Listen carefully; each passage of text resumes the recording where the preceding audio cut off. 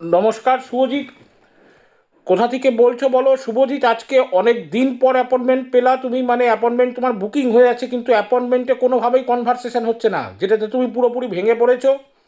এবং এটা তোমার শুধু নয়, 4-5 জন ক্লায়েন্টের একই অবস্থা, এখনও পেন্ডিং হয়ে আছে, যারা পেমেন্ট করে রেখেছে এখনও পর্যন্ত পাচ্ছে না।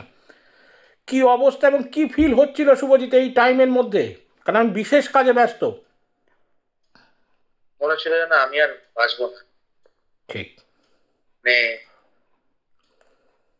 আমি আহ, মানে আপনি ছাড়া তো আমার কোনো কিছু নেই। মানে আমার কিছুক্ষণের জন্য মনে হয়েছিল, প্রতিটা দিন মনে হতো যে আমি এরপর কি করবো, আমি কি এরপর বাঁচবো কি বাঁচবো না। ঠিক। আমার পক্ষে সার্ভাইভ করাটা খুব মুশকিল হয়ে যাচ্ছিল আপনি ছাড়া। আজকে কারণ এখন আমার নাম কেমন নাম লাগছে শুভজিৎ? এখন তোমার সামনে তোমার গুরুদেব চলে এসেছে, এখন তোমার কি ফিল হচ্ছে? আমি এখন ভগবানকে অনেক, বলে না যে দেখার পর আমার মনে হচ্ছে না আমি একটু, জীবনটা মনে হয় না কোথাও গিয়ে ফিরে এলো, যে ঠিক। না আমি হয়তো এবার বাঁচবো। ঠিক। আমার পক্ষে সম্ভব হচ্ছিল না যে আপনি ছাড়া। ঠিক। ঠিক। আপনি ছাড়া আমি এক ফোঁটাও চলতে পারছি না। আমি খুব মানে ভারাক্রান্ত হয়ে গেছিলাম, কারণ আমি আসলে অনেক কাজের মধ্যে, অনেক অনেক কাজের মধ্যে দিয়ে যাই, তো সেটা আপনি জানেন, সেগুলো ঠিক। আমি প্রকাশ ঠিক। করতে পারবো না। ঠিক।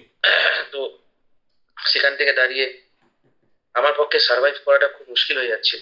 ঠিক। আমি ঠিক। কিছুক্ষণের জন্য মনে হচ্ছিল এরপর কি জীবনটা চলে যাবে। ঠিক। তো আপনি ছাড়া আমি পারছিলাম না। ঠিক। আপনি ছাড়া আমার পক্ষে খুব অসম্ভব হয়ে যাচ্ছিল আমার। আমি পারছিলাম না, আমি পাগল হয়ে গেছিলাম রীতিমতো। বিশ্বাস ঠিক। করবেন না, আমার রাত্রে ঘুম হতো না আমার। আপনার সাথে দেখা হচ্ছিল না বলে আমার অনেক হেয়ার ফল অব্দি হয়ে গেছে। আমি ঠিক। খুব দেখছি না, দাড়ি গোপ কিছুই, আমি নিজেকে গ্রুমিং করার ইয়ে পাচ্ছি না। এমন একটা সিচুয়েশনের ঠিক। মধ্যে আমি ঠিক। পড়ে ঠিক। গেছি ঠিক। যে আমি আপনার সাক্ষাৎ পাচ্ছি না। আর সাক্ষাৎ পাওয়ার জন্য পাগলের মতন করছিলাম জাস্ট। ঠিক। আমার ঠিক। ঠিক। পক্ষে আপনি আমাকে এবার ঠিক। বাঁচান, আমি আর পারছি না।